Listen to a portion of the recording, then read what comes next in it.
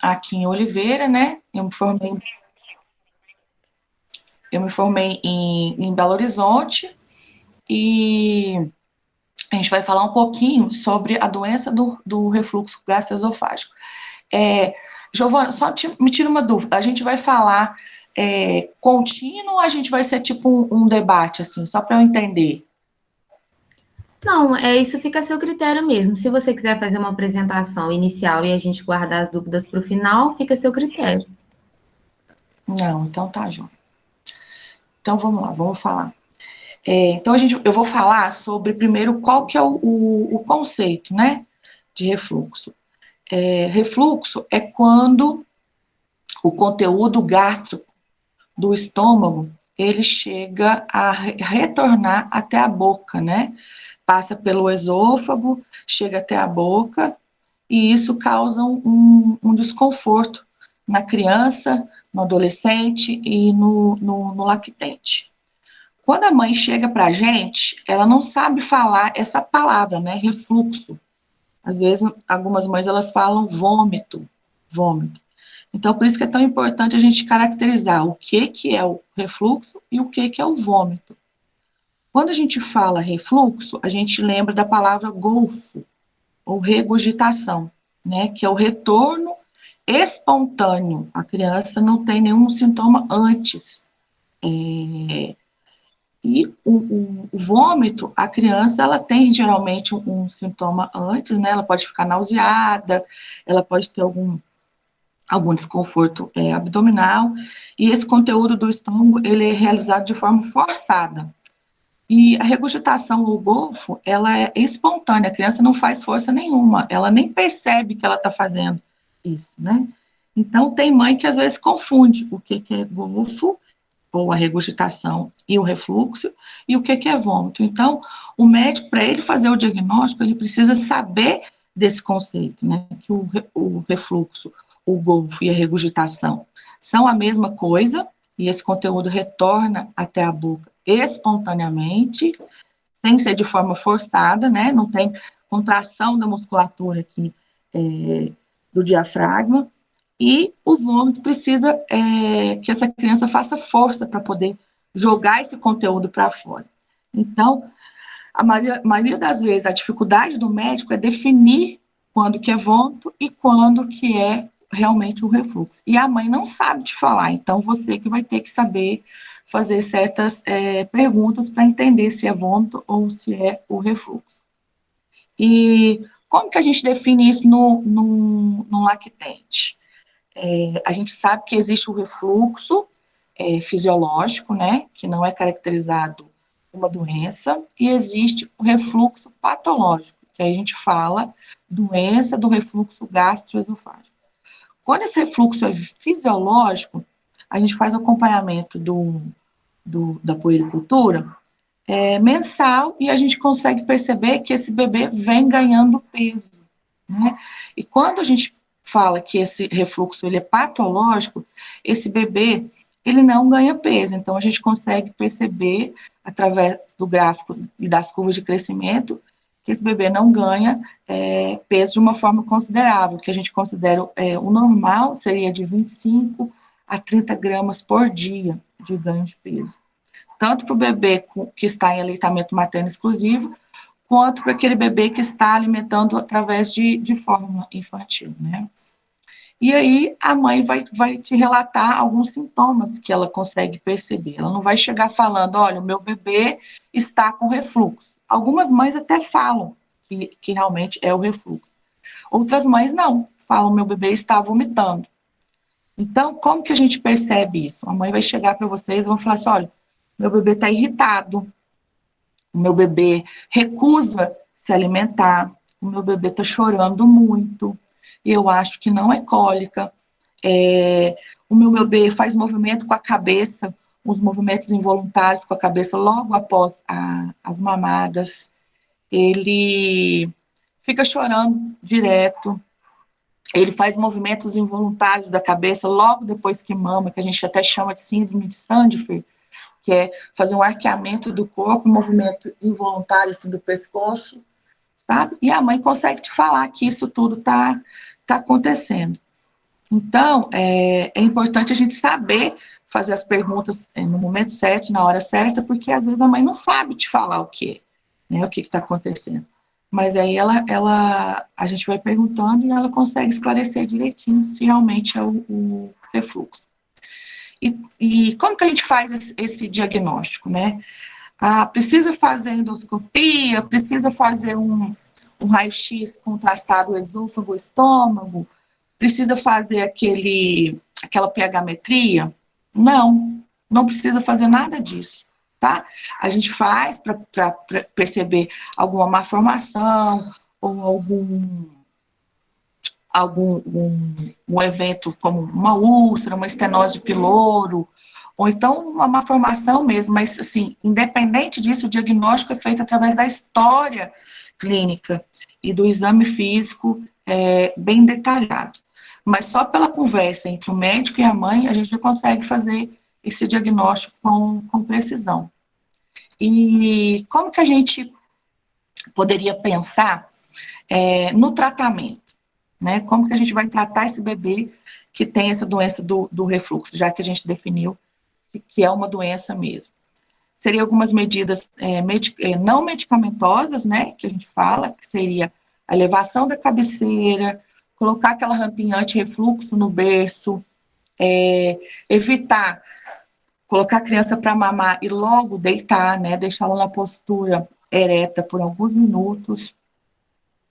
E existem as medidas medicamentosas, né, que seriam os procinéticos, né, que a gente lembra aí, tem o domperidona, tem o bromoprida, e os inibidores de bomba, que seria o omeprazol, o esomeprazol. O esomeprazol é para as crianças menores, para os lactentes mesmo.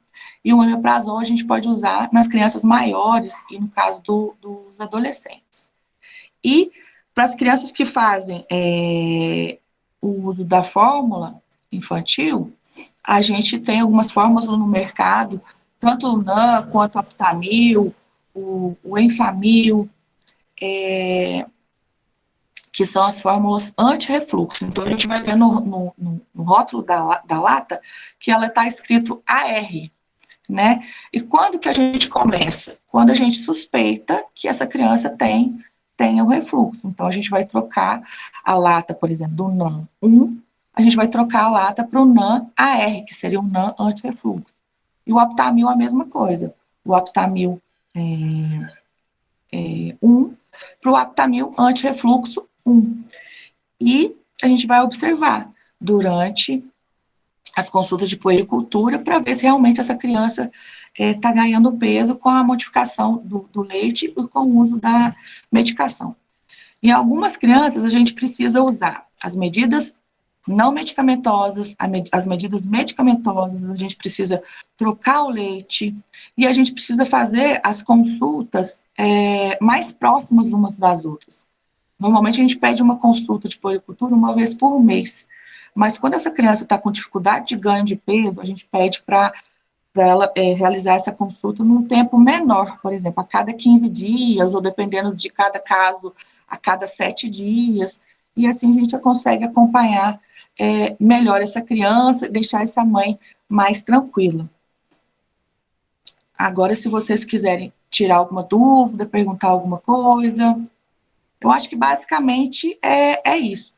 Antigamente, a gente usava a ranitidina, que era o Label, para tratamento dessas crianças com refluxo. Hoje em dia, esse medicamento já não está em uso mais, ele caiu em desuso. Mas no mercado a gente ainda encontra, né, a domperidona, a bromoprida, o omeprazol e o esomeprazol, que são os medicamentos ainda mais usados. Viu? Cris, obrigada pelos esclarecimentos, foi ótimo. Fiquei com uma dúvida enquanto a gente estava conversando. O refluxo, assim, geralmente ele é notado nos meses iniciais da puericultura, né? A gente consegue perceber isso com o acompanhamento do peso e tudo mais.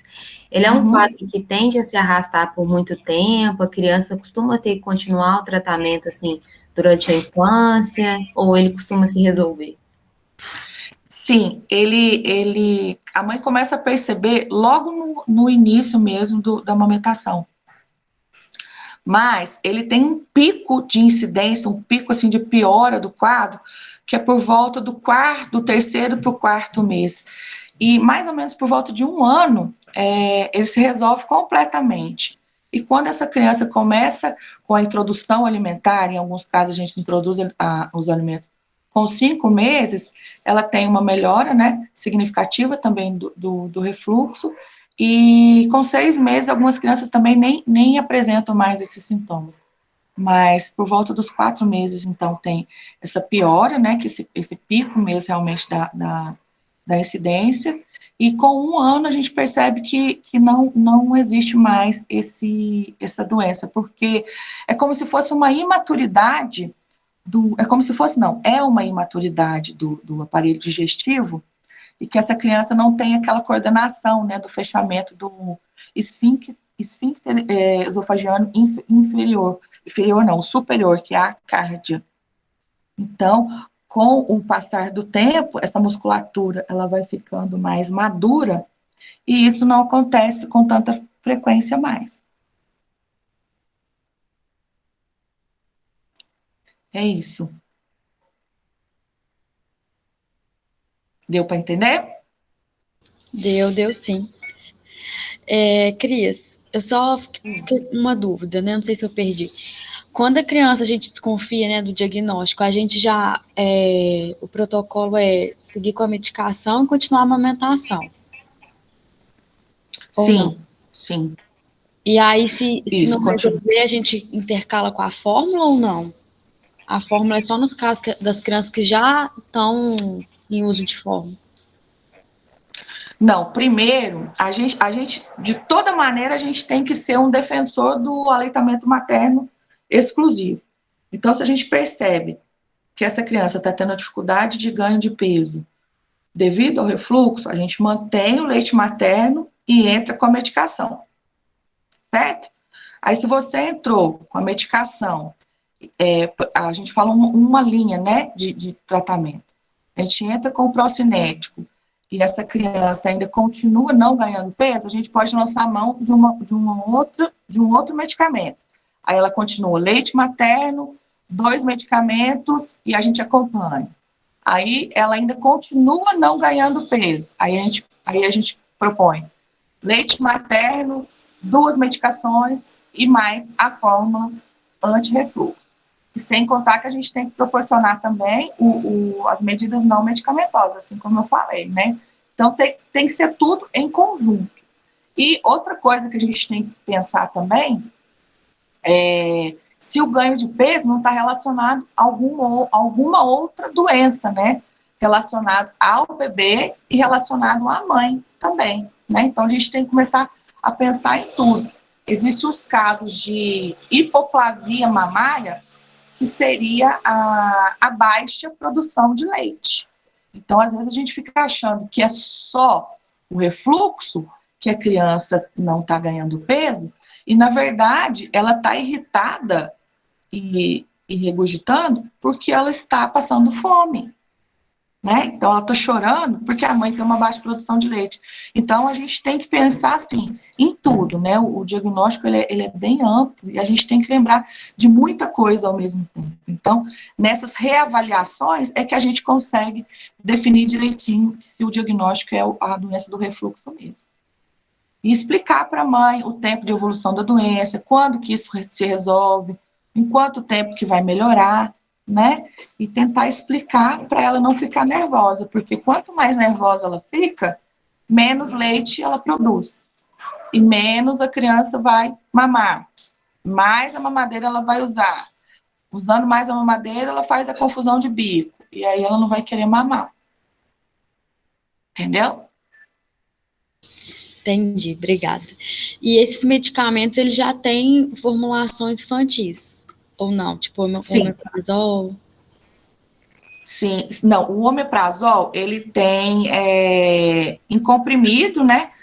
Aí a gente vai triturar esse comprimido e vai usar ele de forma triturada. Agora, o domperidona e o bromoprida, eles são em forma de suspensão. Entendeu? Entendi, obrigada. Nada. Cris, só mais uma dúvida. Existe alguma relação, assim, eu não sei nem se existe algum estudo em relação a isso, entre o refluxo e cólica, se a cólica também está mais presente, porque a cólica também acaba sendo uma reação da imaturidade, né, do sistema digestório. Então, pode ter alguma relação, a criança com refluxo pode ter mais cólica? Pode ter relação, sim. Como eu falei que a doença do refluxo, ou o refluxo, é pela imaturidade, a cólica também acontece por causa disso, né? Então, o aparelho digestivo, ele envolve também o intestino. Então, a criança realmente, quem tem mais cólica, pode ter mais refluxo, sim. Agora, existem as crianças que têm só a cólica e não têm o refluxo, assim como quem tem só o refluxo e não tem a cólica. Como eu sempre digo, você já deve ter me ouvido falar, medicina não é uma ciência exata, né? A gente não consegue definir assim uma receitinha de bolo e colocar todo mundo no mesmo balaio, que todas as famílias, todo mundo vão se sair iguais, né? Então, na verdade, a gente tem que ir conversando mesmo para ver se isso realmente acontece.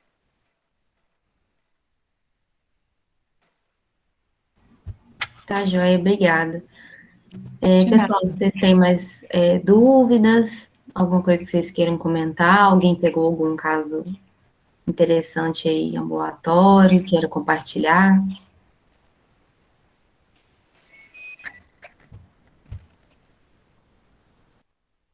Para vocês, é claro, essa relação que as mães falam com o vômito?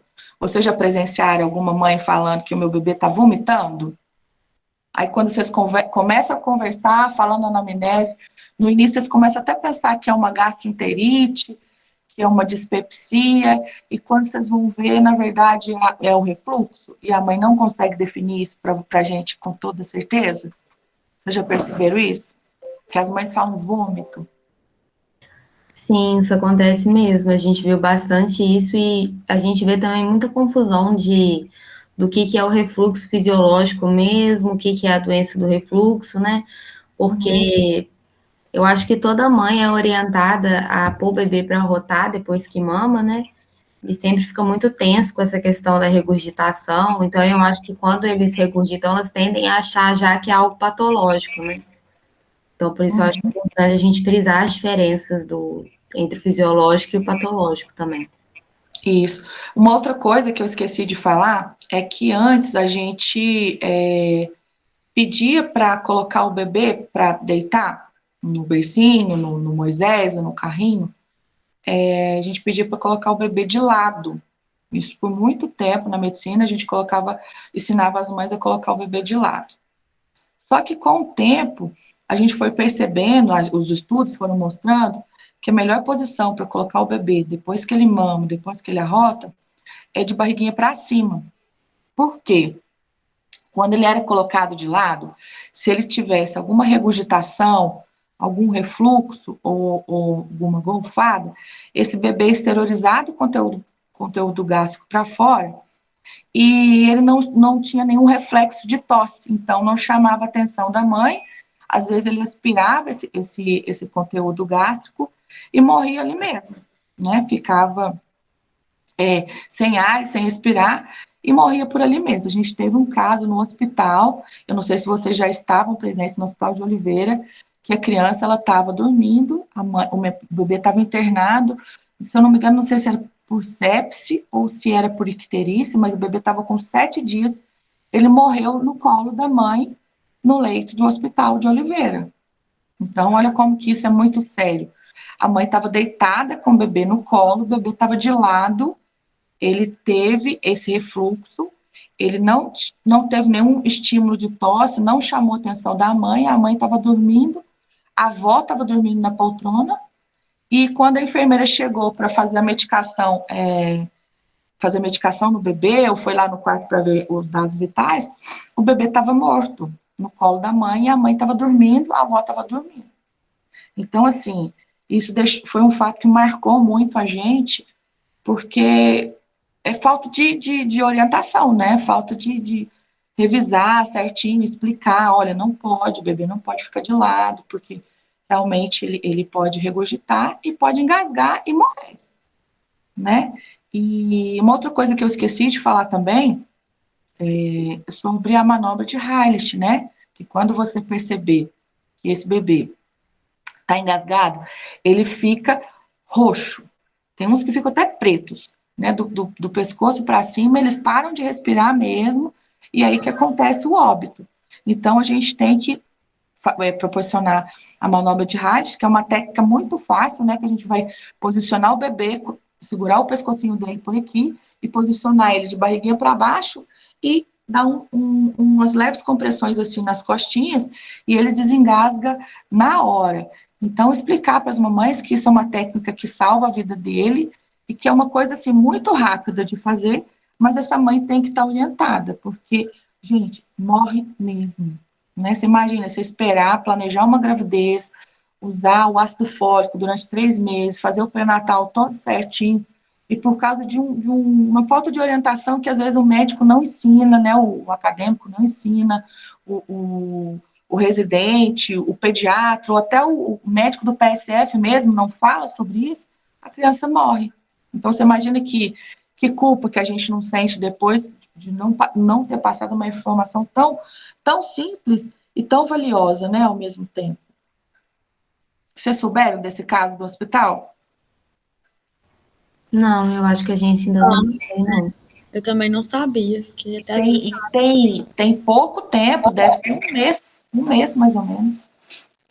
Foi muito, muito grave, muito sério. Eu fiquei muito triste, eu não estava no plantão no dia, eu fiquei sabendo uns 2 dias depois, e assim, foi uma coisa que me deixou bem chateada, bem arrasada, que era uma coisa que podia ter sido evitada, né? Sem dúvidas, né? Eu acho que realmente o que o pessoal fala sobre a parte mais importante do enxoval do bebê ser a informação é verdade, né? Porque faz toda a diferença nesses casos. Essa posição para dormir, a gente sempre tenta orientar as mães e realmente eu acho que ainda é a mais difundida, né? Toda vez que a gente chegava nos quartos, os bebezinhos estavam de lado, a gente virava, orientava, mas ainda é muito comum, né? E ainda tem mãe que me pergunta assim, doutora, posso colocar o neném para mamar deitado na cama? O que vocês acham? Mamar deitado na cama. A mãe está no pós-cesárea, está anestesiada, e esse bebê precisa sugar na primeira hora. O que vocês acham? É recomendado, não é? Isso pode gerar mais refluxo, pode ter o risco desse bebê morrer com a mãe, né, na cama. Vocês já leram alguma coisa sobre isso? Então, não sei, porque elas acabam fazendo isso, né? No pós-parto. Uhum. Eu Não já tem li. problema nenhum amamentar deitado. Só que a mãe tem que estar acordada. Né? Essa é a grande questão. Só que assim, a exaustão, a maternagem leva tanto cansaço que a mãe acaba dormindo junto com o neném, né? Então, explicar para ela, olha, não tem problema amamentar deitado. O problema é amamentar e dormir. Tanto o risco de sufocamento torna-se maior e o risco de engasgar e essa criança não poder ser salva a tempo é muito maior. Né? Então, tem que falar com a mãe, se ela tiver muito cansada e for dormir, é melhor pegar o bebê, colocar ele de barriguinha para cima, colocar no bercinho, colocar no Moisés, né? E nunca colocar para dormir na mesma cama. Eu também já tenho história, experiência de bebê morrer porque a mãe sufocou o bebê na mesma cama. Entendeu? De estar dormindo junto com elas.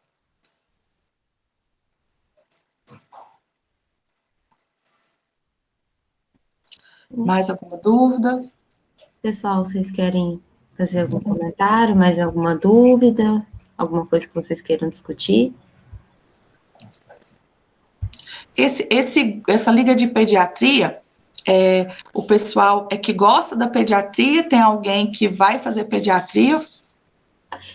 Na verdade, o intuito da Liga é reunir as pessoas que têm um interesse maior por pediatria, né?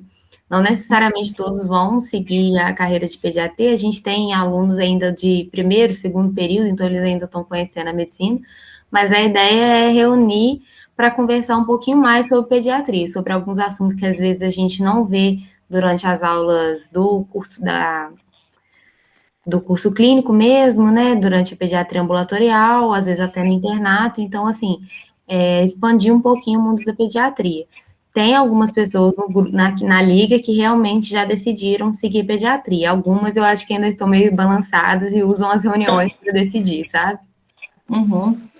Eu fico feliz, porque, como eu falo com os alunos que já me conhecem, eu entrei na faculdade pensando em pediatria, cursei a faculdade pensando em pediatria, saí, tentei desviar um pouquinho, mas acaba que a pediatria que escolhe a gente tenta pensar em outras possibilidades, mas nenhuma das outras disciplinas me chamava tanta atenção quanto a pediatria. E assim, é difícil a gente falar, mas é uma arte de comunicar com a linguagem não verbal, né? Você consegue perceber coisas além da linguagem falada. E é isso que eu acho bacana na medicina. Então, isso não está descrito em livro, isso não é exame complementar, não é técnica, não é nada, tem a ver com o lado humano mesmo, né, das pessoas. Então, eu vejo que das especialidades, o pediatra ele acaba sendo um humano mais completo, vamos dizer assim, não é que ele é especial, porque eu acho que todos eles são especiais. Então, assim, eu tenho grande admiração pela especialidade por isso. Eu admiro o pediatra, porque ele não consulta só a mãe, né? Ele não consulta só o bebê, ele consulta a mãe, o pai, o irmãozinho, a avó. Então, acaba que ele é o médico da família, mas ele tem um foco principal no paciente pediátrico, né? Mas eu acho que é um lado mais humano mesmo, desenvolvido no pediatra. E se não gostar, não faz não, porque tenta fazer uma outra especialidade, porque tem que amar mesmo, tem coisa que é só o amor que consegue explicar. É verdade, isso tem que ser levado em consideração na escolha, né? Eu acho que a gente sempre conversa sobre isso, porque durante a graduação a gente vê tanta coisa e acaba que a gente gosta de tantas áreas, né? Mas aí, no fim das contas, sempre tem alguma que se destaca e não tem jeito, né? A pediatria realmente puxa a gente. Eu e a Estela, a gente sempre conversa disso, que a gente passou a faculdade, a gente falava, vou fazer psiquiatria, vou fazer não sei o quê. Aí, quando via, já estava de volta na pediatria. Não tem jeito. Foi o que aconteceu comigo. Eu tentava fugir para outra, vou ser médica de urgência, vou ser médica emergencista, vou trabalhar no SAMU. E vira e mexe, a pediatria estava me puxando pro lado dela, entendeu? Puxando sardinha pro lado dela. E é isso, eu sou muito feliz com o que eu faço, com a profissão que eu escolhi. Espero que vocês escolham e façam essa escolha assim da melhor forma possível. E eu não me arrependo em momento algum de ter escolhido a profissão, porque eu não gosto de trabalhar com tristeza, sabe? Eu gosto de trabalhar com alegria. E a criança, ela traz muito para a gente isso, ela alegra o ambiente da gente. E eu acho que o pediatra ele tem um pouco de criança também, viu? Eu me sinto bem criança em algumas vezes e não tem problema nenhum de me sentir assim, sabe? Eu sinto que a gente também, quando escolhe pediatria, a gente tem um lado criança que a gente não quer deixar morrer. E isso, quando a gente vai para o consultório, a gente percebe, a gente está ali, parece que a gente nem está trabalhando, né? Parece que a gente está brincando. Então, uma brincadeira levada a sério, vamos dizer assim. E isso me alegra tanto, eu nem fico cansada, porque é tanta descontração, é tanta alegria, a criança te traz aquilo todo momento, né? A queixa dela é uma queixa real, você percebe que é verdadeira, a criança é verdadeira, ela é inocente. Então, isso tudo me atrai muito. E eu sou uma profissional realizada, né? Não tenho intenção de ficar rica, não tenho intenção de ficar famosa, de ter glamour, nada disso. Mas é uma coisa que eu penso em fazer até eu me aposentar, né? Então, não é uma coisa eu tô ficando cansada e vou desistir. Não, é uma coisa que eu me vejo com 70 anos fazendo o que eu vejo que eu faço hoje. Isso que é o bacana. meu colo aí, pode vir, Uhum. e vocês vão ficar felizes, assim como eu sou. Tomara. Cris, então eu queria agradecer você pela participação, pela aula, né, que foi ótima, a gente conseguiu esclarecer bem a questão do DRGE e também pelo relato, assim, pela sua experiência compartilhada. Eu acho que isso tudo ajuda muita gente e ajuda o propósito da Liga mesmo, que é expandir um pouquinho a visão dos alunos e esclarecer um pouquinho, né, a questão da escolha. Então, eu acho que foi muito boa a sua participação.